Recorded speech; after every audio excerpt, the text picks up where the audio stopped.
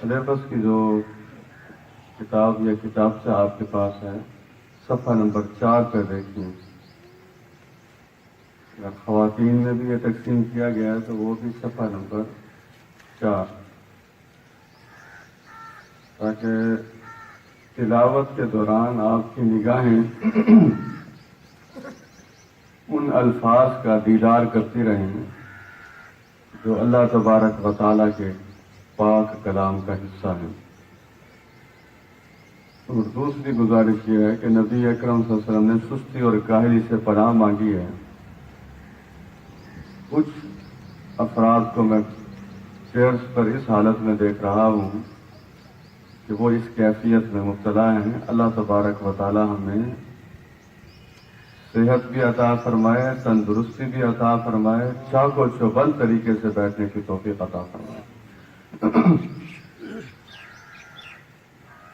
اعوذ باللہ من الشیطان الرجیم.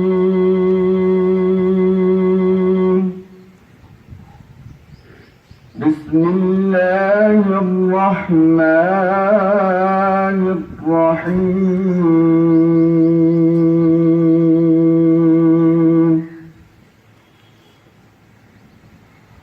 الحمد للہ رب العالمین.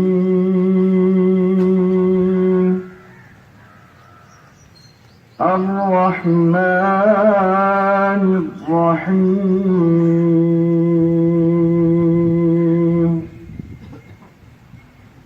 مالک یوم الدین. إياك نعبد وإياك نستعين.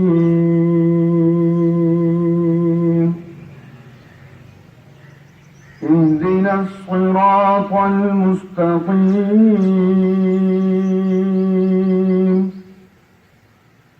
صراط الذين أنعمت عليهم غير المغضوب عليهم ولا الضالين.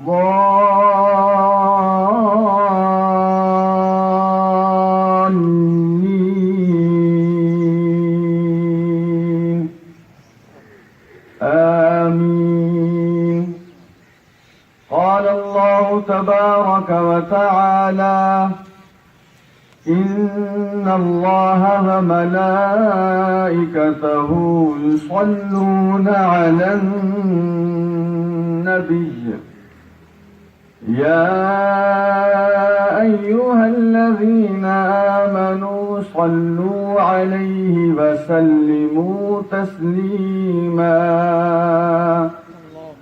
اللهم صل على محمد وعلى آل محمد كما صليت على إبراهيم وعلى آل إبراهيم إنك حميد مجيد. اللهم بارك على محمد وعلى آل محمد كما باركت على إبراهيم وعلى آل إبراهيم إنك حميد مجيد. محترم سامعین کرام، سورۃ الفاتحہ کی اہمیت جاننے کے لیے نبی اکرم صلی اللہ علیہ وسلم کی ایک حدیث مبارکہ ہمیشہ ذہن میں رکھا کریں. ہمیشہ کم از کم ایک حدیث جو میں آپ سے بیان کرنے والا ہوں. آپ جانتے ہیں 4 مشہور کتابیں ہیں: تورات، زبور، انجیل اور قرآن مجید. نبی اکرم صلی اللہ علیہ وسلم نے فرمایا सूरत फातिहा ऐसी अजीम शान सूरत है कि इस जैसी सूरत न तौरात में है, न ज़बूर में है, न इंजील में है और ना ही कुरान मजीद में है। इन चारों किताबें आपके सामने आ गई। तौरात, ज़बूर, इंजील और कुरान मजीद में इस जैसी सूरत नहीं है। यहां से आप इस सूरत की अजमत का अंदाजा लगा सकते हैं। और अल्हम्दुलिल्लाह,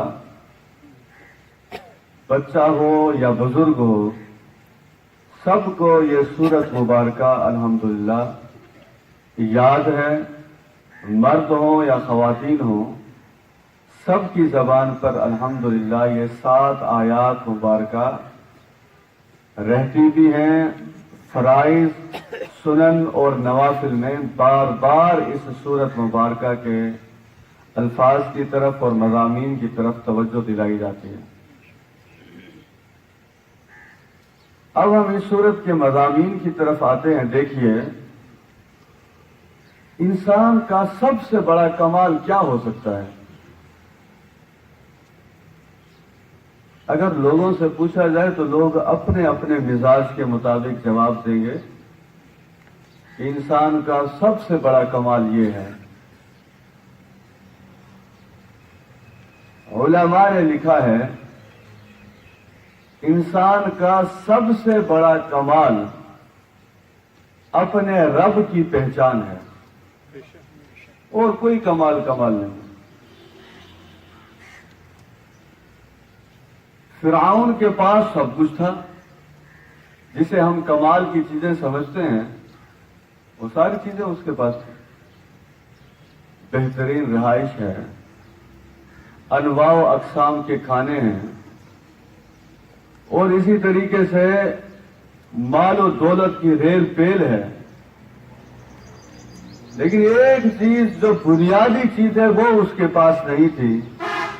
मैं जब कुरान मजीद के इन अल्फाज को पढ़ता हूं तो गोया जिस्म पर कपकपी तारी हो जाती है कि ये कैसा बदबख्त शख्स था। ये हजरत मूसा अलैहिस्सलातु वस्सलाम से कहता है, क़ाल फ़िरऔन, फिरौन कहने लगा, वमा रब्बुल आलमीन, ये सारे जहानों का परवरदिगार कौन है? और अपने बारे में सूरत नाज़ियात में कहता है, अना रब्बुकुमुल आला, मैं हूं जो सारे रबूबियत के दावेदारों में से सबसे आला तरीन रब मैं हूं लोगों का।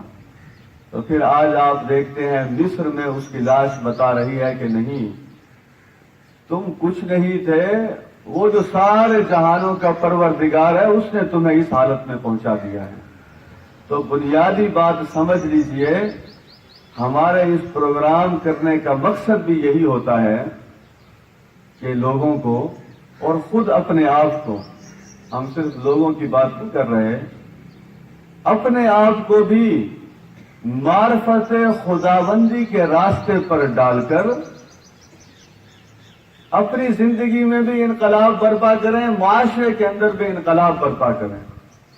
मुआशरे के अंदर, घर के अंदर इनकलाब उस वक्त आएगा जब मार्फत खुदाबंदी आ जाएगी, जब अल्लाह तबारक व तआला की पहचान आ जाएगी। तो उस वक्त फिर इंसान को शैतान को छोड़ना आसान हो जाता है और रहमान के रास्तों पर चलना आसान हो जाता है। तो पहले लफ्ज पर आप दोबारा गौर कीजिए। मैं इसलिए बार बार कह रहा हूं कि आप देखें, इसमें आपको थोड़ी सी जहमत तो होगी, लेकिन सच्ची बात यह है, कुरान मजीद ऐसी अजीम शान किताब है कि अल्फाज जब इंसान आंखों से देख रहा होता है, उसकी तासीर दिल पर जा रही होती है। देखना भी इबादत और दिल के अंदर उसका नक्शा जमाना, ये भी ऐन इबादत है। तो इसलिए जब किसी आयत का तर्जुमा हो, फौरन अपना किताबचा खोलें और उस किताबचे पर, बल्कि हम तो यहां तक कहते हैं कि कापी पेन साथ लाया करें और नोट्स लिया करें। इस आयत की तशरीह में क्या बात की गई थी? अभी मौलाना साहब ने जैसे माशाअल्लाह दर्स हदीस दिया है खूबसूरत तरीके से, जो भी गुफ्तगू करने के लिए आता है पीछे कई घंटों की मेहनत होती है, उसकी कई अय्याम की मेहनत होती है, कई महीनों का मुतालिया होता है। उसके बाद जाकर फिर वो कुरान मजीद की आयत का फहम या नबी अकरम सल्लल्लाहु अलैहि वसल्लम के फरामीन लोगों के सामने तशरीह के लिए पेश करता है। ऐसे नहीं, हजरत अब्दुल्ला इब्न मसूद रज़ियल्लाहु अन्हु जैसे जलील कद्र सहाबी ने फरमा दिया था कि मैं हजरत उमर बिन खत्ताब रज़ियल्लाहु अन्हु की मजलिस में एक घड़ी गुजारता हूँ, वो एक घड़ी 1 साल के इल्म से भी ज्यादा हो जाती है। तो आप ये तसव्वुर किया करें। तो यहाँ सिर्फ समात के लिए हम सारे नहीं आते, समात के साथ साथ जो बुजुर्ग हैं, जो लिखने से थोड़ा सा माजूर हैं, उनके लिए तो चलो ठीक है, अल्लाह तबारक व तआला उनका आना कबूल फरमाए। इस उम्र में भी वो यहाँ तशरीफ लाए हमारे प्रोग्राम में, बल्कि उनके यहाँ आने से बरकतें पैदा होती हैं। मैं सारे बुजुर्गों का खुसूसी तौर पर शुक्रगुजार हूँ कि वो जवानों के लिए मुसलसल एक उम्मीद का पैगाम बने हुए हैं। उनका आना हमारे लिए बाइस फख्र भी है, सर आंखों पर है। लेकिन उसके साथ साथ जो लिखने की सलाहियत रखते हैं उन्हें चाहिए कि वो लाजमी, जब हमने इसे कुरान क्लास का नाम दिया है तो क्लास में कापी पेन का इस्तेमाल लाजमी होता है, उसे अपने प्रोग्राम का हिस्सा बनाइए। अल्हम्दुलिल्लाहि रब्बिल आलमीन, तमाम तारीफें उस अल्लाह के लिए हैं जो तमाम जहानों का परवरदिगार है। देखिए, ये सूरत है तो अल्लाह तबारक व तआला का इल्म, लेकिन बंदा मोमिन इसे पढ़ता है तो यूं महसूस होता है कि मोमिन की जिंदगी का आगाज जिहालत से नहीं हो रहा, हिदायत से हो रहा है। ये जो पहला लफ्ज है, पहली आयत है, इस पर जरा गौर कीजिए। सबसे बड़ी चीज यही है कि ये पता लगे कि ये मेरा खालिक कौन है और इस कायनात का खालिक कौन है। इसलिए पहली आयत ने मामला वाज़ेह करके रख दिया। इसमें आपको जाती नाम सिर्फ एक हस्ती का मिलेगा और वो जाती नाम है अल्लाह तबारक व तआला। तो ये बात, दो बातें यहां तय हो रही हैं। एक तो ये बात तय हो रही है कि तारीफ का हकीकी हकदार कौन है, अल्लाह तबारक व तआला। यानी इंसान जब अपनी आंखों की तरफ गौर करता है तो वो ये कहे बगैर नहीं रह सकता कि काबिल तारीफ वो जात है जिसने देखने का इतना बेहतरीन निजाम बनाया। जब वो अपने कानों की तरफ देखता है तो तारीफ किए बगैर नहीं रह सकता कि काबिल तारीफ वो जात है जिसने बेहतरीन निजाम समात बनाया। इसी तरीके से जब वो कुव्वत हरकत, हाथों की कुव्वत हरकत देखिए, पांव की कुव्वत हरकत देखिए, बल्कि सच्ची बात यह है कि अगर हम 7 दिन पूरे एक एक आयत की तशरीह करते चले जाएं तो बात पूरी नहीं हो सकती। मुझे इस बात का अंदाजा है, कुरान मजीद में एक जगह है कि 7 समंदर भी अगर वो रोशनाई में तब्दील हो जाएं और जमीन के सारे दरख्त कलमों में तब्दील हो जाएं तो रब के कलमात कभी मुकम्मल नहीं हो सकते। मैं उसी का सहारा लेकर ये कहना चाहता हूं, ये जो 7 आयात हैं, आप यकीन जानिए 7 पानी के समंदर या 7 अजीम शान जो आसमान हैं, ये समंदर भी छोटी चीज है, ये 7 आसमान भी छोटी चीज हैं। ये जो 7 आयात हैं ये इल्म के समंदर ऐसे हैं जिनका कोई किनारा नहीं है, और ये हर फर्ज में, हर नफल में, हर सुनन में बार बार इसकी जो तकरार होती है, कभी इस पर भी गौर किया करें कि ये कितना बड़ा खजाना है जिसका रोजाना तकरार हो रही है, जिसकी बार बार अदायगी हो रही है। तो मैं कहना यह चाहता हूं, जब हम गौर करते हैं, अभी आप सारे नमाज पढ़ के आए होंगे, अच्छा गुमान करना चाहिए, खवातीन भी और मर्द भी, एक फिक्रे पर गौर कीजिएगा। बॉडी मूवमेंट पे देखें, जिस्म की हरकत पे देखें। क़याम से मामला शुरू होता है, सलाम पर खत्म होता है। कैसा जिस्म खूबसूरत बनाया है, کہ وہ قیام سے رکوع کی طرف جا رہا ہے، رکوع سے پھر قوموں کی طرف جا رہا ہے، قومے سے پھر سجدے کی طرف جا رہا ہے. کتنی لچک رکھی ہے اللہ تبارک و تعالیٰ نے اس جسم میں، اور کیسی بناوٹ ہے اس کی کہ وہ رب کی بندگی کے لیے جتنی خوبصورت شکلیں ہیں ان ساری اشکال کو اختیار کرنے کے لیے تیار ہو جاتا ہے. تو پھر اس جسم کا خالق کتنی قابل تعریف ہستی ہے. تو بار بار حضرت انسان کو اپنے خالق کی تعریف کرنی چاہیے. اپنے جسمانی نظام کو دیکھ کر، اپنے جسمانی اعضاء کو دیکھ کر. یہ بعض اوقات ہمارے ہاں کچھ لوگ مردوں میں بھی اور عورتوں میں بھی یہ اپنی شکلوں کے حوالے سے ساری زندگی پریشان رہتے ہیں. کسی کو خوبصورت دیکھتے ہیں اور اس وقت اپنے بارے میں یہ گمان کرتے ہیں کہ میں تو ایسا خوبصورت نہیں ہوں جیسے فلاں خوبصورت ہے. دیکھیے، چہرے کی خوبصورتی کے اوپر ساری توجہ دینے والے مرد و حضرات، ذرا اس چہرے کے اوپر جتنے نظام ہیں سننے کے، دیکھنے کے، بولنے کے، اس خوبصورتی پر کبھی آپ نے توجہ دی ہے؟ اور پھر اللہ تبارک و تعالی نے جب خود فرما دیا ہے کہ اس نے بہترین تخلیق کی ہے، پھر کون ہوتا ہے جو اللہ تبارک و تعالی کی عطا کردہ شکل کو مناسب طریقے سے اسے اچھا نہ سمجھے، جو اللہ تبارک و تعالی کی عطا کردہ نعمتوں کو اچھا نہ کہے؟ ہاں، اس شکل کو مینٹین رکھنا، دانت صاف کرنا، چہرے کو دھونا اور صفائی کا خاص خیال رکھنا، یہ ہم سب پر لازمی چیزیں ہیں. تو میں یہ کہنا چاہتا ہوں کہ دنیا میں اس وقت سب سے زیادہ مسئلہ ہمیشہ رہا یہ ہے. حضرت نوح علیہ السلام کی قوم سے اس معاملہ شروع ہوا اور آج تک جاری و ساری ہے کہ قابل تعریف ہستی ہے کون؟ وہ کہا کرتے تھے کہ قابل تعریف ہستی اللہ بھی ہے اور یہ ہمارے بت بھی ہیں. تو مسلمانوں کو یہ پیغام دیا جا رہا ہے کہ نہیں، قابل تعریف ہستی صرف ایک ہے اور اس کا نام ہے اللہ تبارک و تعالی. حضرات محترم، اس میں ایک اور خوبصورتی بھی شامل کر لیجئے، وہ یہ آیت مبارکہ ہم سب کو عاجزی کے راستے پر ڈال دیتی ہے. میں 2-3 مثالیں آپ کو دیتا ہوں.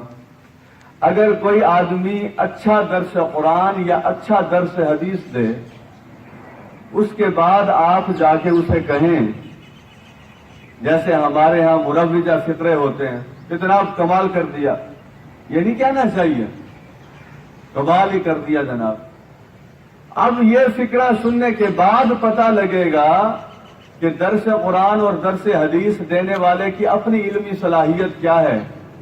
اگر اس کی زبان سے یہ جملہ نکل جائے الحمدللہ، تو پھر سمجھ لیجئے معرفت کے اچھے معیار پر جانے کی کوشش کر رہا ہے. کہ اچھی گفتگو کرنے کا سلیقہ بھی کس نے عطا فرمایا؟ اللہ تبارک و تعالی نے عطا فرمایا. اچھا، اسی طریقے سے اگر کوئی اچھا منتظم ہے، لوگ کہتے ہیں جی آپ کے اندر انتظامی صلاحیتیں زبردست قسم کی ہیں. اب جب اس کی تعریف ہو رہی ہے تو وہ یہ ذرا سوچے، میرے اندر ان صلاحیتوں کا پیدا کرنے والا کون ہے؟ تو جو صلاحیتوں کا پیدا کرنے والا ہے اس کی حقیقت میں تعریف ہونی چاہیے. تو اس کی زبان پر فوراً یہ لفظ آ جانے چاہیے، الحمدللہ، تمام تعریفیں اللہ تبارک و تعالیٰ کے لیے. اسی طریقے سے جو تعلیمی زندگی میں اچھے نمبر حاصل کرتے ہیں، اچھے عہدوں پر پہنچ جاتے ہیں، اچھی تعلیمی صلاحیت ان کے پاس آ جاتی ہے، کاروبار میں بہت زیادہ ترقی کیے جاتے ہیں، زراعت فصلوں کا معاملہ بہت اچھا ہو جاتا ہے، تو آپ کے باغ نے بھی خوب پھل دیا اور جناب محنت کی ہے، رات دن ایک کر دیا ہے، پانی لگایا ہے. میں کہتا ہوں کہ ایک کسان رات دن ایک کر دے، رات دن کھیت میں بیٹھا رہے، مناسب وقت پر پانی لگائے، مناسب وقت پر کھاد دے، مناسب وقت پر اس کی باقی ضرورات کا خیال رکھے، لیکن اگر پھل لگانے والی ذات پھل نہ لگائے تو اس کی کیا یہ ساری محنت رنگ لے آئے گی؟ قطعاً رنگ نہیں لائے گی. تو مومن کی زبان سے پہلا جملہ جو ادا ہونا چاہیے، زراعت کی شکل میں کامیابی پر، تجارت کی شکل میں کامیابی پر، تعلیم کی شکل میں کامیابی پر، انتظامی صلاحیتوں کے ہونے میں، اچھی صلاحیتیں ہونے میں، تو پہلا جملہ زبان سے نکلنا چاہیے تعلیمی کارکردگی میں وہ یہ نکلنا چاہیے الحمدللہ۔ تو یہ سورۃ فاتحہ روزانہ ہم سنتے ہیں، لیکن پتہ نہیں کیا معاملہ ہے کہ ہماری زبان سے یہ جملہ روزانہ ذکر کی طرح کیوں نہیں نکلتا؟ یعنی آپ اگر غور کریں، سارا دن کی گفتگو جو ہماری ہوتی ہے اسے کبھی ایسا کریں، موبائل تو اب ہے ہمارے پاس، اس موبائل میں سارے دن کی گفتگو ریکارڈ کر لیں اور یہ سوچیں کہ کتنی مرتبہ میں نے الحمدللہ کہا۔ یہ وہ جملہ ہے جس کی نیکیاں اتنی زیادہ ہیں۔ آپ دیکھیے الحمدللہ ایک نام آیا ہوا ہے، وہ نام اتنا بڑا ہے کہ ساری چیزیں اس کے سامنے چھوٹی ہو جاتی ہیں، اور وہ نام کس کا ہے؟ اللہ تبارک و تعالیٰ کا۔ اللہ تبارک و تعالیٰ کے نام نے اس آیت کے اس جزو کو بہت اہم بنا دیا ہے۔ اس لیے ہم آج کے درس کی برکت سے انشاءاللہ یہ طے کر کے جائیں گے، ابھی آپ جب واپس جائیں تو کتنا ہم دل خوش ہو جائے، میرا دل بھی خوش ہو جائے، خود آپ کا دل خوش ہو جائے کہ جاتے جاتے زبان پر یہی کلمہ جاری ہو الحمدللہ۔ ہم سارے ابھی بستر چھوڑ کر جو یہاں آ گئے، کیا آپ جانتے نہیں ہیں جب صبح اٹھتے ہیں تو کون سی دعا پڑھتے ہیں؟ الحمدللہ الذی احیانا بعد ما اماتنا والیہ النشور۔ اگر وہ روح واپس نہ کرتا تو آج لوگ ہماری تدفین کی کوشش کر رہے ہوتے، ہماری فوتگی کی اطلاعات ہر جگہ پہنچ چکی ہوتی۔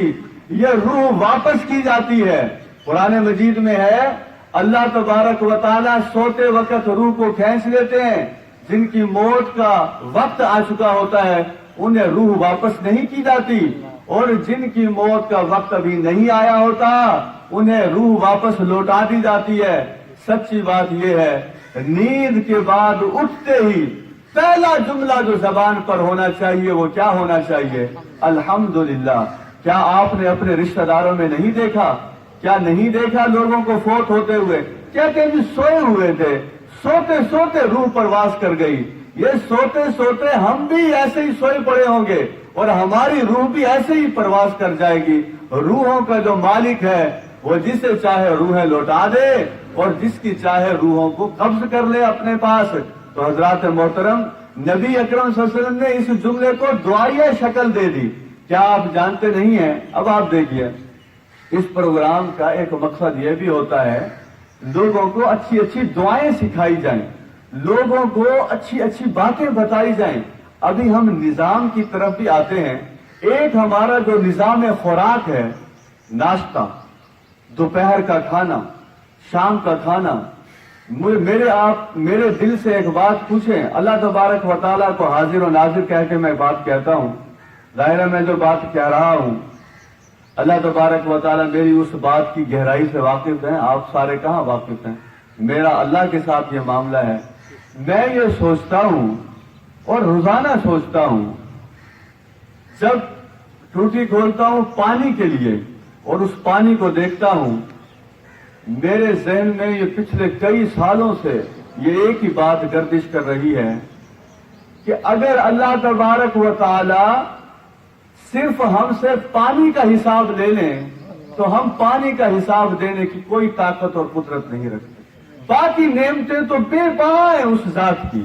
پانی پیتے وقت دیکھیے، پانی کی جسمانی صفائی کے وقت دیکھیے، خواتین دیکھیں کیسے فرش دھو رہی ہوتی ہیں دھڑا دھڑ، اور کیسے یہ برتن دھوتی ہیں۔ خدا را برتن دھوتے وقت وہ جو رب جس نے پانی عطا کیا ہے وہ اس کا شکر ادا کریں۔ سالن پکاتے وقت کیسے پانی ڈال رہی ہوتی ہیں۔ 1% خواتین شاید ایسی ہوں جو سالن میں پانی ڈالتے وقت کہیں کہ کیا بہترین خالق ہے جس نے بہترین نعمت ہمیں عطا کی ہے۔ پھر اسی طریقے سے دیکھیے کپڑے دھوتے وقت، میں تو کہتا ہوں خواتین کا پانی کے ساتھ بڑا گہرا تعلق ہے۔ ان کے امور خانہ کے جتنے کام ہیں وہ سارے پانی کے ساتھ وابستہ ہیں عموماً۔ تو حضرات محترم، مجھے یہ فکرہ دوبارہ کہنے دیجئے کہ نبی اکرم صلی اللہ علیہ وسلم نے اسے دعائیہ شکل دے دی. اب ایک دعا میں آپ کے سامنے رکھ رہا ہوں، خواتین کے سامنے بھی مردوں کے سامنے بھی. غور سے ذرا سنیے گا. میری فرمائش پہ یا میری ریکویسٹ پہ میں دیکھ رہا ہوں کہ 80-90% چہرے تابناک ہو گئے ہیں الحمدللہ. اللہ تبارک و تعالی آپ کو اور زیادہ حشاشی اور بشاشی عطا فرمائے. قرآن مجید کے درس میں یا درس حدیث میں بیٹھنا اور اونگنا وہ اصل میں مقرر کو ایک پیغام جا رہا ہوتا ہے کہ جیسے ہم سو رہے ہیں ویسے آپ بھی سو جائیں. آئیں سارے ہی سوتے ہیں. تو اس طریقے سے اگر مقرر پھر اسی کی گفتگو اسی کے انداز میں چلے پھر تو ہم ساروں کی محنت رنگ لے آئے گی. اس سے پورے طریقے سے الرٹ بیٹھے. مقرر کی نظر جس آدمی پر پڑے اس کے ایمان کا جذبہ اور بڑھتا چلا جائے، اس کی تقویت اور بڑھتی چلی جائے، اور اس کے جو گفتگو کرنے کی صلاحیت ہے اس میں اور زیادہ اضافہ ہو. اب اگر گفتگو کرنے والا جس چہرے پر نظر ڈالے وہ سویا ہوا چہرہ ملے تو وہ بیچارہ کیا گفتگو کرے گا، وہ کیا الفاظ اس کی زبان سے نکلیں گے. اور ویسے بھی بستی خداداد، تو خداداد کی بستی ہو، انہوں نے تو پوری دنیا کو اٹھانے کا بندوبست کیا ہوا ہے. وہ خود سوئے ہوئے ہوں گے تو لوگوں کو کہاں اٹھا سکیں گے. میں یہ فکرہ کہہ رہا تھا، ہمارا نظام خوراک آپ دیکھیے، دن میں 3 وقت تو ہم کھانے پر جاتے ہیں اور باقی جو چیزیں ہیں پھل ہے دودھ ہے یہ علیحدہ ہے. نبی اکرم صلی اللہ علیہ وسلم کی ایک بہت ہی خوبصورت دعا ہے. ہر دعا خوبصورت ہے. پہلے آپ الفاظ پر غور کیجئے. اللہ کے رسول صلی اللہ علیہ وسلم نے فرمایا جس آدمی کے سامنے کھانا آتا ہے جب وہ کھانا کھا کر یہ دعا پڑھتا ہے تو پھر ملتا کیا ہے. غور سے پہلے آپ دعا سن لیں. الحمدللہ الذی اطعمنی. ساری تعریفیں اس اللہ کے لیے ہیں جس نے مجھے کھلایا. کیسے کھلایا؟ جتنے لوگ بیٹھے ہیں کسی نہ کسی شعبے سے تعلق رکھتے ہیں، ملازمت سے، زراعت سے، تجارت سے. لیکن یہ حدیث کیا بتا رہی ہے؟ اور نبی اکرم صلی اللہ علیہ وسلم کے جتنے تحفے انسانیت کے لیے ان میں ایک بہترین تحفہ آپ کی دعائیں ہیں. کاش روزانہ کی بنیاد پر ایک ایک دعا یاد کرتے چلے جائیں. خواتین سے کہوں گا اپنے گھر کا نظام ایسا بنائیں کہ اپنی اولاد کو، جیسے مولانا صاحب بھی ابھی فرما رہے تھے، روزانہ ایک دعا یاد نہیں کروا سکتی تو کم از کم ہفتے میں ہی ایک دعا یاد کروا لیں یا 2 دعائیں یاد کروا لیں. مہینے کا ٹارگٹ بنا لیں کہ ہم نے اس مہینے انشاءاللہ 8 سے 10 دعائیں یاد کروانی ہیں. جو خواتین تیز رفتاری سے چلیں گی وہ اپنے معاملات میں کمزور پڑ جائیں گی. کام تھوڑا کریں لیکن مستقل مزاجی سے کریں، وہ زیادہ بہتر ہوتا ہے. الفاظ کی تشریح کرنے کے لیے میں نے یہ تمہید باندھی ہے. غور کیجئے نبی اکرم صلی اللہ علیہ وسلم کے الفاظ پر. الحمدللہ الذی اطعمنی. تمام تعریفیں اس اللہ کے لیے جس نے مجھے کھلایا. کیسے کھلایا؟ بغیر حول منی ولا قوہ. میری کسی قسم کی قوت اور طاقت کے بغیر. یعنی یہ بات دماغ سے نکال دیں کہ میں ملازمت کرتا ہوں تو کھاتا ہوں، تجارت کرتا ہوں تو کھاتا ہوں، جسمانی قوت استعمال کرتا ہوں تو کھاتا ہوں، ذہنی قوت استعمال کرتا ہوں تو کھاتا ہوں. نہیں نہیں نہیں. بغیر حول منی ولا قوہ. اور میری ذاتی کسی قسم کی قوت اور طاقت کے بغیر اس ذات نے مجھے کھلایا ہے.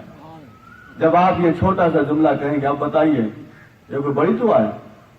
بہت ہی چھوٹی دعا ہے. میں دوبارہ اس لیے پڑھ رہا ہوں کہ آپ کے دلوں میں یہ بات اتر جائے. الحمدللہ الذی اطعمنی بغیر حول منی ولا قوہ. جس نے قوت اور طاقت کے بغیر مجھے کھانا کھلایا. نبی اکرم صلی اللہ علیہ وسلم نے فرمایا جو یہ دعا پڑھتا ہے غفر لہ ما تقدم من ذنبہ. اس کے سابقہ جتنے صغیرہ گناہ ہوتے ہیں اللہ تبارک و تعالی معاف فرما دیتے ہیں. کھانا ہم کھا رہے ہیں، نعمتیں ہم کھا رہے ہیں، گناہ بھی ہمارے ہی معاف ہو رہے ہیں. ایسی دوسری آیت آ رہی ہے الرحمن الرحیم، اللہ کرے میں وہاں تک پہنچ جاؤں آج، تو اس کی تشریح بھی میں انشاءاللہ کرتا ہوں۔ پہلے دوبارہ اسی چیز پر آئیے، الحمدللہ، تمام تعریفیں کس کے لیے ہیں؟ اللہ تبارک۔ اچھا جی، اس سے ہماری زندگی سنورتی ہے، وہ کیسے سنورتی ہے؟ بعض اوقات شوہر اور بیوی گھنٹہ بحث کرتے رہتے ہیں۔ کس چیز پر بحث ہوتی ہے؟ میں زیادہ قابل تعریف ہوں، میرا کنٹریبیوشن زیادہ ہے، میری زیادہ قربانیاں ہیں۔ میں دونوں کو کہتا ہوں کہ سورۃ فاتحہ نے آپ کی زندگی میں تو کوئی انقلاب برپا نہ کیا۔ شوہر کو بھی پتا ہونا چاہیے، بیوی کو بھی پتا ہونا چاہیے قابل تعریف ذات کون ہے؟ اللہ تبارک و تعالی۔ اچھا دوسرا اور آپ دیکھیے، کئی مرتبہ گھروں میں یہی مسئلہ ہوتا ہے، بڑا کون ہے؟ میں بڑا ہوں جی۔ وہ سورۃ فاتحہ کی پہلی آیت بتا رہی ہے کہ نہیں، بڑائی کس ذات کو زیب دیتی ہے؟ اللہ تبارک۔ اچھا کئی مرتبہ آپ دیکھیں، یہ جو ہمارے جماعت کے کارکنان ہیں، ذرا یہ بھی سن لیں، بڑی محنت کرتے ہیں۔ ویسے تو جو ناظم ہے اسے چاہیے کہ وہ ہر کارکن کی حوصلہ افزائی کرے اور اس سے بہتر کام لینے کے لیے اچھے فکرے بھی کہہ دے تو کوئی مذاقہ نہیں ہے۔ لیکن میں ایک اہم نتیجے تک پہنچانا چاہتا ہوں، تاریخ کا واقعہ دے کر، تاریخ کا حوالہ دے کر، تاریخ کا واقعہ سنا کے۔ حضرت عمر رضی اللہ عنہ کے دور میں ایران فتح ہوا۔ ایران سے جتنا مال غنیمت ملا اس کی جب ہم کیلکولیشن کرتے ہیں 33 کھرب روپے بنتے ہیں۔ 33 ارب نہیں، 33 کھرب۔ میں کیوں نہ سلام پیش کروں اس عظیم خلیفہ کو، خلیفہ راشد، خلیفہ ثانی، حضرت عمر فاروق رضی اللہ تعالی عنہ، جنہوں نے 33 کھرب روپے کے خزانے اپنے ہاتھوں سے تقسیم کیے اور 1 روپے کی بھی کرپشن نہیں ہے الحمدللہ۔ ذرا ہم سارے جتنے بیٹھے ہیں ہمارے ہاتھوں میں دے دیں 33 کھرب، اور پھر گئے مہینے کے بعد حساب کتاب لیں گے۔ اور یہاں تو 100 روپے کی سبزی لینے کے لیے بچے جاتے ہیں، 90 کی سبزی آتی ہے، 10 روپے پھر اپنی جیب میں ہوتے ہیں۔ یہ تو وہ معاملات چل رہے ہیں یہاں۔ 33 کھرب روپیہ تقسیم کرنا، اور یہ جماعت کے دوست بھی غور سے سن لیں، پاکستان کو کرپشن فری سٹیٹ صرف ATM مشین استعمال کرنے سے نہیں ہم بنا لیں گے۔ ATM مشین میں کارڈ پھینکیں اور اس پر سے نو ٹو کرپشن، یہ اچھی بات ہے، یہ پیغام ہونا چاہیے۔ وہ مشین بیچاری تو سے نو ٹو کرپشن کہتی رہے گی، انسان بھی کہنا شروع کر دیں نا۔ اس لیے اپنی تربیت اس انداز میں کیجیے۔ واقعہ سنیں الحمدللہ کے حوالے سے، اللہ کی قسم انسان حیران ہو جاتا ہے کہ یار زمین پر ایسے انسان بھی گزرے ہیں۔ جب یہ ایران کی فتح ہوئی اس وقت مال غنیمت اکٹھا ہوا تو ایک باکس تھا، چھوٹا سا ڈبہ، اس میں ہیرے جواہرات ایسے تھے جو سارے مال غنیمت سے زیادہ مالیت کے تھے۔ ایک مجاہد وہ ڈبی چھوٹی سی اٹھا کر آیا اور اس نے سپہ سالار لشکر کے حوالے کر دی۔ وہ دیکھ کر حیران رہ گئے۔ انہوں نے کہا اتنا قیمتی ہیرا؟ انہوں نے اس مجاہد سے ایک سوال کیا کہ تم کون ہو اور تم نے یہ اپنے پاس کیوں نہیں رکھ لی ڈبیا؟ اگر تم رکھ لیتے ہمیں تو پتہ ہی نہیں تھا کہ یہ مال غنیمت کا حصہ ہے۔ جواب سنیں دین کا کام کرنے والے افراد، دین دار کہنا اپنے آپ کو، اور دین کے کام کرنے والے افراد ذرا سنیں جواب ان کا، دل ہلا کے رکھ دیتے ہیں جواب۔ انہوں نے کہا جناب میں کیا آپ کو اپنا تعارف کرواؤں، مجھے شک ہے اور یقین بھی ہے جب میں اپنا تعارف کرواؤں گا آپ لوگ میری تعریف کرنا شروع کر دیں گے۔ میں چاہتا ہوں اس ذات کی تعریف کی جائے جس نے میرے اندر دیانتداری کا جذبہ پیدا کیا. اب بتائیں، ہم نے ساری زندگی گنوا دی اسی جذبے میں، ہماری تعریف کیوں نہیں کرتے لوگ؟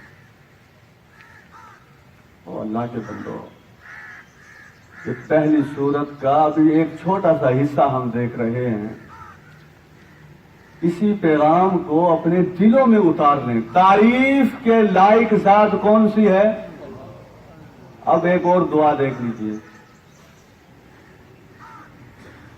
بستی خداداد والوں کو اللہ تبارک و تعالی خوش و خرم رکھے. دیکھیں، آپ نے درس قرآن کی کلاس کا آغاز کیا، آسمان نے آپ کو سایہ فراہم کر دیا، زبردست. وہ بھی چھوٹی سی دعا ہے، اٹھتے بیٹھتے پڑھا کریں. نبی اکرم صلی اللہ علیہ وسلم کی دعاؤں کی کتابیں گھروں میں ہونی چاہیے. اگر خواتین خود پڑھی لکھی نہیں ہیں، کسی عالمہ کے پاس چلی جائیں. یہاں کئی مساجد ہیں، مدارس ہیں.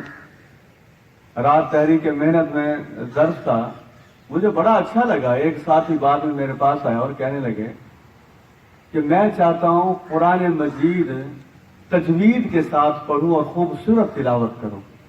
خوشی ہوتی ہے انسان کو، ایک جذبہ تو پیدا ہوا ہے. اور سچی بات یہ ہے، اللہ تبارک و تعالیٰ کو نیتیں ایسی پسند ہیں کہ حدیث میں آتا ہے اللہ تبارک و تعالیٰ نیتوں پر اجر عطا فرما دیتے ہیں.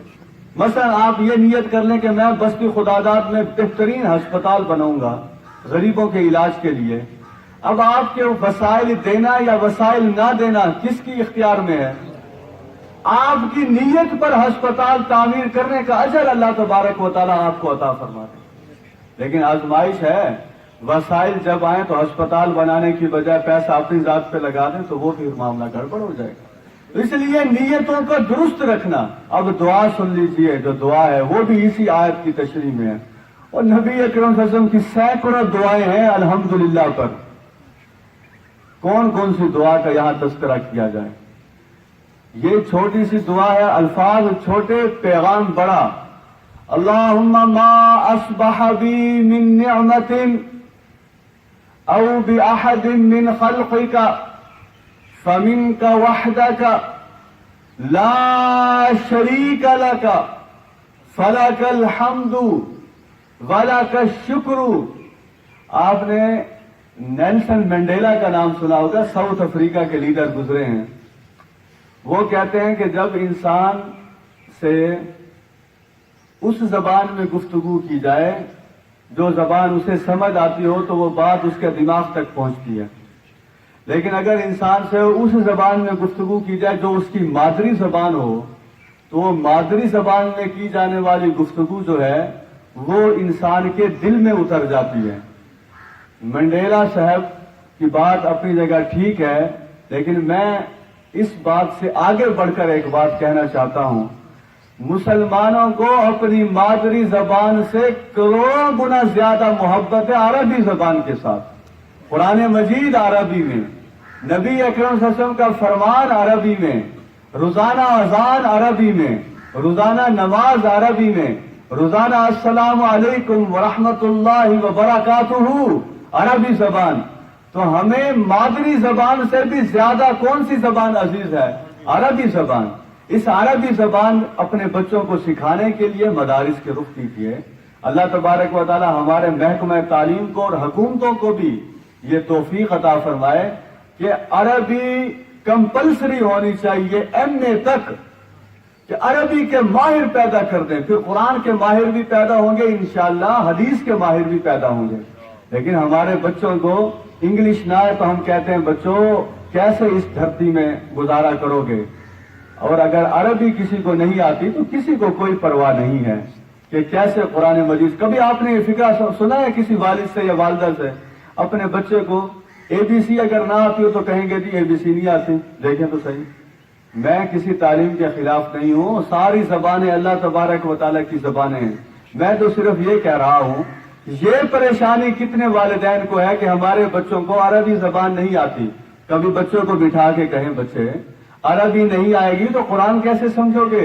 عربی نہیں آئے گی تو حدیث کیسے سمجھوگے؟ عربی نہیں آئے گی تو دعائیں کیسے یاد کرو گے؟ عربی نہیں آئے گی تو نماز میں دل کیسے لگے گا؟ یہ پیغام بھی ہم اس کلاس کی وساطت سے دینا چاہتے ہیں۔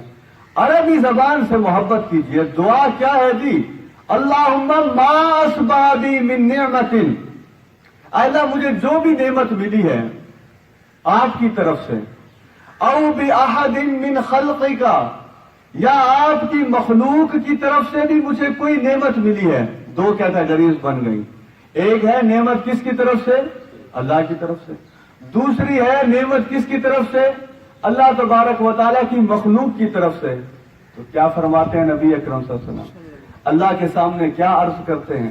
فَمِنْكَ وَحْدَكَ، وہ نعمت چاہے آپ کی طرف سے ہو چاہے آپ کی مخلوق کی طرف سے ہو، وہ ہے حقیقت میں کس کی طرف سے؟ آپ اکیلے کی طرف سے۔ فَمِنْكَ وَحْدَكَ، آپ اکیلے کی طرف سے۔ اور پھر اختتام کہاں کر رہے ہیں؟ فَلَكَ الْحَمْدُ، ساری تعریفیں آپ کے لیے ہیں۔ فَلَكَ الْحَمْدُ وَلَكَ الشُّكْرُ، ساری تعریفیں بھی آپ کے لیے اور سارا شکر بھی آپ کے لیے۔ ہمارے ایک دوست ہیں، انہوں نے بڑا اچھا فقرہ کہا، کہنے لگے کہ میں جب قرآن مجید سن رہا ہوتا ہوں یا پڑھ رہا ہوتا ہوں تو میں یہاں نہیں ہوتا۔ تو میں نے کہا جی آپ پھر یہاں کب آتے ہیں واپس؟ تو کہنے لگے جب قرآن مجید کا درس ختم ہو جاتا ہے پھر میں واپس آ جاتا ہوں۔ انہی کی بات میں اپنے آپ تک بھی اور آپ تک بھی پہنچانا چاہتا ہوں۔ آئیں ہم سارے تھوڑی دیر کے لیے مکہ مکرمہ کی فضا میں چلے جاتے ہیں۔ اگر آپ اپنے ذہن کو وہاں لے جائیں گے تو آیت بڑے اچھے طریقے سے سمجھ آ جائے گی۔ مکہ مکرمہ، نبی اکرم صلی اللہ علیہ وسلم کا دور اپنے ذہن میں رکھیے، جس بیت اللہ کو دیکھنے کے لیے ہماری آنکھیں تڑپ رہی ہیں۔ ہم اللہ تبارک و تعالیٰ سے دعا گو ہیں، بار بار دعائیں کرنی چاہیے۔ قرآن کی تلاوت کے بعد، تلاوت کے دوران دعائیں قبول ہوتی ہیں۔ اللہ تبارک و تعالیٰ ہم سب کو بار بار زیارتیں عطا فرمائے، حج کی، عمرہ کی، نبی اکرم صلی اللہ علیہ وسلم کے روزہ اطہر کی، مسجد حرام کی۔ اب میرے ساتھ ذرا ذہنی طور پر آپ وہاں چلیں۔ وہاں کیفیت یہ ہے، نبی اکرم صلی اللہ علیہ وسلم نے ابھی رسالت کے دور کا آغاز نہیں کیا، اللہ تبارک و تعالیٰ نے ابھی وحی نہیں بھیجی۔ بیت اللہ کے اندر خود 360 بت پڑے ہوئے ہیں، اور پھر مکہ مکرمہ میں اب تو آپ جائیں، آپ مسجدوں کی تعداد نہیں گن سکیں گے۔ مدینہ منورہ کی مسجدوں کی تعداد شاید آپ نہ گن سکیں۔ اس وقت کیفیت کیا ہے؟ ایک مسجد ہے صرف پوری دنیا کے اندر۔ ویسے تو 2 مساجد تھی، مسجد حرام، مسجد اقصی، لیکن میں چونکہ مکہ مکرمہ کی بات کر رہا ہوں تو اس پورے ایریے میں ایک مسجد ہے۔ اور ظلم یہ ہے اس ایک مسجد میں بھی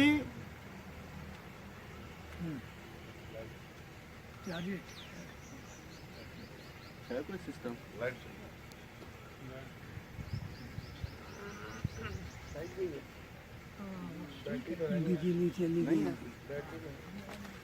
اس ایک مسجد میں بھی ایک اللہ تبارک و تعالیٰ کی بندگی اکیلی کرنے کے لیے کوئی تیار نہیں ہے۔ اکیلا اللہ تبارک و تعالیٰ کا شکر ادا کرنے کے لیے کوئی تیار نہیں ہے۔ اب ذرا غور کیجئے اس جملے پر۔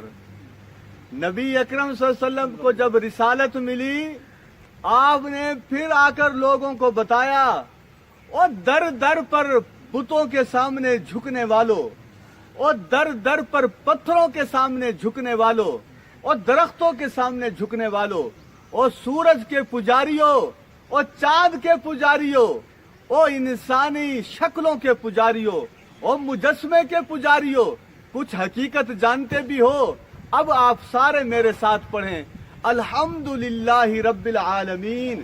تمام تعریفیں کس کے لیے ہیں؟ ایک اللہ کے لیے ہیں۔ وہ ساری کیفیتیں ختم کر دیں۔ اب آپ جب حج اور عمرے کے لیے جاتے ہیں تو وہاں آپ کس کا شکر دیکھتے ہیں؟ وہاں آپ کس کی تعریف دیکھتے ہیں؟ وہاں آپ کس کو سجدے کرتے ہوئے دیکھتے ہیں؟ وہاں کس کی بندگی کی دعوت دی جا رہی ہے؟ تو وہ پورا خطہ تبدیل ہو چکا ہے الحمدللہ۔ تبدیلی کا عمل اہل پاکستان بھی سن لیں، کسی نعروں میں نہ آئیے گا، تبدیلی کا عمل 1400 سال پہلے بھی قرآن کی روشنی میں ہوا تھا. تبدیلی کا عمل 1400 سال پہلے بھی صاحب قرآن کی وجہ سے ہوا تھا. تبدیلی کا عمل آج بھی اسی ذریعے سے ہوگا. ذریعہ نہیں بدلتا, ذریعہ صرف ایک ہی ہے, قرآن اور سنت. ذریعہ صرف ایک ہی ہے, قرآن اور حدیث. ذریعہ صرف ایک ہی ہے, قرآن اور صاحب قرآن. باقی ساری تبدیلیوں کے نعرے دھرے کے دھرے رہ جائیں گے, چاہے پہلے والوں کے ہوں, چاہے آج والوں کے ہوں, چاہے بعد والے کے ہوں. یہ ہو کیسے سکتا ہے کہ خوشحالی, یہ ہو کیسے سکتا ہے رحمت, یہ ہو کیسے سکتا ہے کہ ساری نعمتیں قرآن و سنت کے ساتھ وابستہ ہوں, اس کے نظام کے ساتھ, اور اس نظام کو بند کر کے خوشحالی لایا جائے. یہ تو بالکل ایسے ہی ہے جیسے آنکھیں بند کر کے انسان یہ کہنا شروع کر دے مجھے اب بہت اچھا نظر آ رہا ہے. کبھی اچھا نظر نہیں آئے گا, اچھا نظر آئے گا آنکھیں کھول کر. معیشت سنورے گی. اب آپ دیکھیے, ایک اور حوالے سے میں الحمدللہ کو سمجھانا چاہتا ہوں. اللہ کی قسم, یہ کیا جملہ ہے, اس کی افادیت کیا ہے. اب آپ دیکھیں, ابھی آپ نے میرے ساتھ مل کر کہا کہ جی اللہ تبارک و تعالیٰ نے آنکھوں کا نظام زبردست بنایا, قابل تعریف. اللہ تبارک و تعالیٰ نے کانوں کا نظام زبردست بنایا, قابل تعریف. اللہ تبارک و تعالیٰ نے بولنے کا نظام زبردست بنایا, قابل تعریف. اب آپ میرے ساتھ یہ فکرے بھی کہیں, اللہ تبارک و تعالیٰ نے معیشت کا نظام زبردست بنایا, قابل تعریف. اللہ تبارک و تعالیٰ نے معاشرت کا نظام زبردست بنایا, قابل تعریف. اللہ تبارک و تعالیٰ نے عدالت کے قوانین زبردست دیے, قابل تعریف. اللہ تبارک و تعالیٰ نے سیاست کا نظام زبردست بنایا, قابل تعریف. اللہ تبارک و تعالیٰ نے پردے کا نظام زبردست بنایا, قابل تعریف. اللہ تبارک و تعالیٰ نے خاندان کا نظام زبردست بنایا, قابل تعریف. اللہ تبارک و تعالیٰ نے حلال اور حرام کا نظام زبردست بنایا, قابل تعریف. اللہ تبارک و تعالیٰ نے عبادات کا نظام زبردست بنایا, قابل تعریف. میں ایک انگریز کی کتاب پڑھ رہا تھا, میرا دل چاہتا تھا کہ کاش رمضان المبارک میں ہر مسلمان کو یہ پیسج بھیجا جائے. اس نے اپنی کتاب میں لکھا, مسلمانوں اگر تمہیں دین اسلام کچھ بھی نہ دیتا, صرف روزے کا حکم دے دیتا, یہ تمہاری صحت کے لیے اور تمہاری نفسیات کے لیے بہت بہتر تھا. حضرات محترم, یہ روزے کا نظام کس نے بنایا؟ اللہ تبارک و تعالی. یہ نماز کی عبادت کا نظام کس نے بنایا؟ اللہ تبارک و تعالی. یہ زکوٰۃ کا نظام کس نے بنایا؟ اللہ تبارک و تعالی. تو قابل تعریف ہے وہ ذات. اب ذرا یہاں بیٹھے بیٹھے ذرا آسمان کی طرف نظر دوڑا لیں, ذرا زمین کی طرف نظر دوڑا لیں. یہ جو ہوا چل رہی ہے یہ نظر کیوں نہیں آ رہی؟ یہ جسم کے اوپر کتنے اچھے اثرات مرتب کر رہی ہے.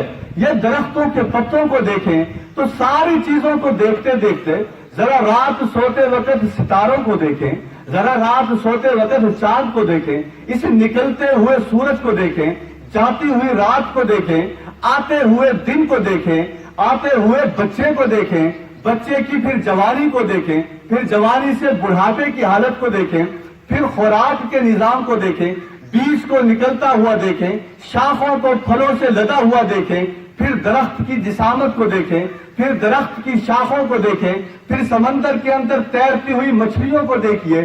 یہ ساری چیزیں کیا بتا رہی ہیں؟ پھر آپ دیکھیں مردوں کا نظام علیحدہ, عورتوں کا نظام علیحدہ, عورتوں کی صلاحیتیں علیحدہ, مردوں کی صلاحیتیں علیحدہ. یعنی عورت جس بچے کی وجہ سے اتنی تکلیف اٹھاتی ہے, اس بچے کی دنیا میں آمد کے بعد کبھی آپ نے دنیا میں کسی ماں کو نہیں دیکھا ہوگا کہ وہ اپنے بچے کو دیکھ کر غصے ہو رہی ہو کہ تم نے مجھے اتنی تکلیف میں مبتلا کیا.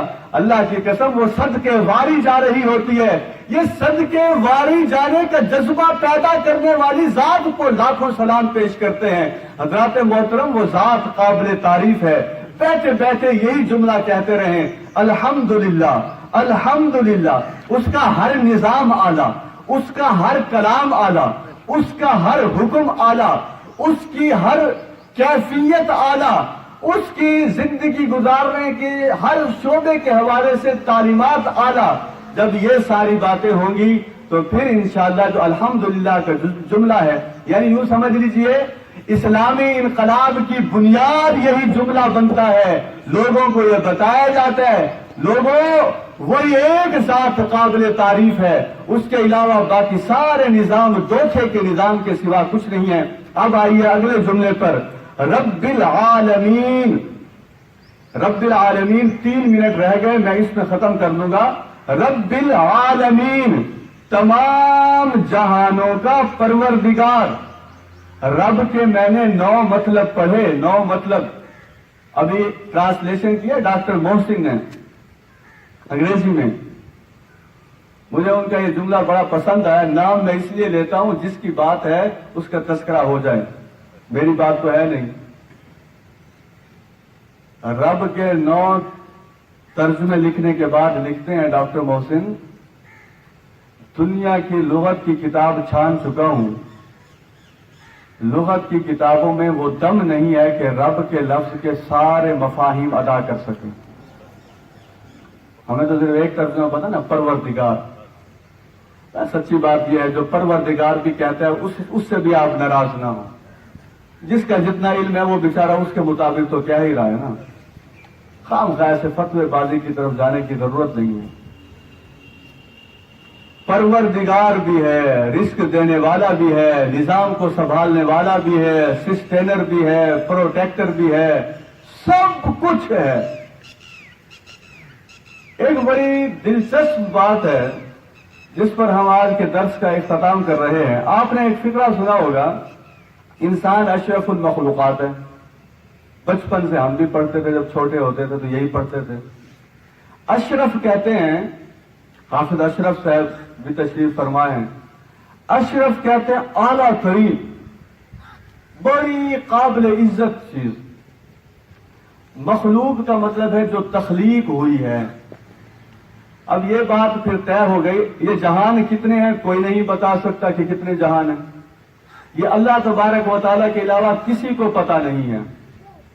اب حدیث میں آتا ہے کہ جو جنت میں پہلا کھانا ملے گا وہ مچھلی کے جگر کا حصہ ہوگا جو کھانا ملے گا۔ میں سوچتا ہوں اتنے سارے جنتی ہوں گے آدم علیہ السلام سے لے کر قیامت سے پہلے جو ایمان والے ہوں گے، وہ مچھلی کتنی بڑی ہوگی جس کا جگر اتنا بڑا ہوگا کہ اس کا کھانا ساروں کو پیش کیا جائے گا۔ لیکن میری یہ حیرت سارے ختم ہو جاتی ہے، مجھے کوئی حیرانی نہیں ہوتی۔ وجہ اس کی یہ ہے، ہم نماز میں ایک جملہ بار بار کہتے ہیں، اللہ اکبر۔ اللہ تبارک و تعالیٰ کیا ہیں؟ بہت بڑے ہیں، تو وہ مچھلی اور ساری چیزیں پھر چھوٹی رہ جاتی ہیں، صرف ایک ہی ذات بڑی رہتی ہے اور وہی ذات قابل تعریف ہے۔ اشرف کے اوپر دوبارہ آ جاتے ہیں۔ کیا واقعی انسان اشرف المخلوقات ہے؟ اس پر غور کرنا چاہیے۔ اگر انسان واقعی اشرف المخلوقات ہے تو پھر یہ جہنم میں کیا کرے گا؟ اشرف کبھی جہنم میں بھی جایا کرتے ہیں، فرشتوں سے مار کھاتے ہیں۔ ابھی مولانا صاحب فرما رہے تھے، لہم من جہنم مہاد ومن فوقہم غواش، بچھونا بھی آگ اور اوپر کا اوڑھنا بھی آگ۔ تو اشرف المخلوقات کی یہ تواضع تو نہیں کی جاتی۔ اس کا جواب مجھے ملا قرآن مجید میں ہی، سورۃ البینہ میں۔ ایمان اور اعمال صالحہ جن کے پاس ہے وہ ہے بہترین مخلوق، اسے کہا جائے گا اشرف المخلوقات۔ جس کے پاس ایمان اور اعمال صالحہ نہیں ہے، قرآنی الفاظ میں آپ کے سامنے رکھوں، آپ نے سورۃ بینہ کی تلاوت کیجئے گا جا کے۔ خیر البریہ لفظ پڑھا نا آپ نے، خیر البریہ، دوسرا لفظ کیا ہے؟ شر البریہ۔ تو انسان صرف اشرف المخلوقات نہیں ہے، ویسے تو دیکھا جائے اشرف المخلوقات اللہ نے تو پیدا کیا ساری مخلوقوں سے اعلیٰ، لیکن پھر اشرف المخلوقات بننے کے بعد یہ بدتر مخلوق بن جاتا ہے۔ کیا ایم ایس سی فزکس نہ کر کے، ایم ایس سی میتھمیٹکس نہ کر کے، ایف سی پی ایس نہ کر کے، سی ایس ایس نہ کر کے یہ بدتر مخلوق بن جاتا ہے؟ نہیں نہیں، اپنے تخلیق کرنے والے کو نہ پہچان کر پھر یہ بدترین مخلوق بن جاتا ہے۔ وہی بات جو میں نے آج شروع میں کی تھی، میں نے اپنے درس میں پہلی بات آج کیا کی تھی؟ اگر میں آپ لوگوں سے پوچھوں تو آپ کا امتحان ہو جائے گا. وہ میں اپنے ایک اسٹوڈنٹ کو درس میں لے کے گیا, میں نے اسے درس کے بعد وہ تواضع کی گئی کچی لسی سے اور آم سے, یعنی لسی تھی اور آم تھے. کچھ عرصے کے بعد میں نے اس اپنے طالب علم سے پوچھا, میں نے کہا بیٹے وہ درس پہ آپ کو لے کے گیا تھا؟ کہنے کہ جی سر. میں نے کہا وہاں کیا باتیں ہوئی تھی, کچھ آپ کو یاد پڑتا ہے؟ کہنے کہ سر اب اتنا عرصہ ہو گیا. میں نے کہا اچھا جہاں ہم گئے تھے وہ لوگوں نے کیا تواضع کی تھی؟ کہتا آم اور کچی لسی. تو میں نے کہا وہاں عرصہ نہیں گزرا, یہاں بڑا عرصہ گزر گیا ہے. اس لیے اب اگر آپ لوگوں سے میں پوچھوں آج میں نے پہلی بات کیا کی تھی, آپ کہیں گے کہاں انہوں نے ہمیں آزمائش میں ڈال دیا.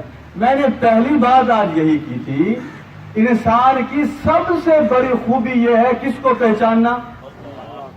یہ خوبی ہے, یہ ہوگی تو خیر البریہ ہے, یہ نہیں ہوگی تو شر البریہ ہے. ہم آج جو باتیں آپ تک پہنچا چکے, نمبر 1 قابل تعریف ہستی صرف ایک ہے. نمبر 2 جس نے سارے نظاموں کا, سارے جہانوں کا نظام بنایا ہے.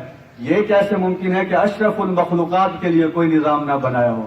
یعنی چاند کا نظام ہے وہ اشرف المخلوق نہیں ہے, سورج کا نظام ہے وہ بھی اشرف المخلوق نہیں ہے, ٹھیک ہے. زمین کا نظام ہے, یہ دیکھیں زمین خود بخود نہیں ہل سکتی, اس زمین کے نیچے آگ کے پہاڑ ہیں, آگ کے پہاڑ. ہم تو کچھ بھی نہیں کر سکتے. کس نے اس نظام کو سنبھالا ہوا ہے؟ اللہ تبارک ہوتا ہے. اوپر یہ جو آسمان ہے, اس آسمان کے اندر قرآن مجید میں اولوں کے پہاڑ ہیں, وہ گرا دیں. اور خود اس آسمان کو کس نے تھاما ہوا ہے؟ رات کا اپنا نظام ہے, دن کا اپنا نظام ہے, یعنی باقی ساری مخلوقات کا نظام ہے, اشرف المخلوقات کا کوئی نظام نہیں ہے. یہ بے وقوفی کوئی ماننے کے لیے تیار ہو سکتا ہے؟ اس بے وقوفی کو یہ پہلی آیت ختم کر دیتی ہے کہ وہ جہاں سارے جہانوں کا نظام چلانے والا ہے, اشرف المخلوقات کے لیے اس نے 30 سپاروں کی شکل میں اور حضرت محمد صلی اللہ علیہ وسلم کی شکل میں ایک نظام بھیجا ہے. اس نظام کی دعوت کے لیے ہم یہاں اکٹھے ہوتے ہیں. اللہ تبارک و تعالیٰ آپ سب کو اجر عظیم عطا فرمائے.